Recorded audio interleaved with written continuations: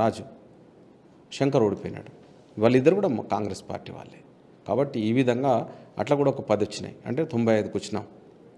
95 అంటే 148 లోపల 95 అంటే మంచి ఇదే మెజారిటీ. కాబట్టి డబ్బుల కొరత వల్ల, డబ్బుల లేమి వల్ల వాళ్ళు ఒక పేదోన్ని పెడితే వాడు పోటీ చేద్దామన్న ఉబలాటం ఉన్నది, కానీ ఖర్చు అంత చేయలేకపోయినాడు. టీఆర్ఎస్లో ఏమున్నది, 10 ఏళ్ళు సంపాదించుకున్నారు. మరి 2 సంవత్సరాల ప్రభుత్వం లోపల ఎవరు చిల్లి గవ్వ సంపాదించుకున్నది లేదు, పనులు అయింది లేదు. ఎందుకు కావట్లేదు పనులు? మరి ఇంకా 2 సంవత్సరాలు అయింది అంటున్నారు. చాలా ప్లాన్స్తో ముందుకెళ్లారు. అనేక పనులన్నీ కూడా పెండింగ్లో ఉన్నాయి. ఏంటి అసలు సమస్య?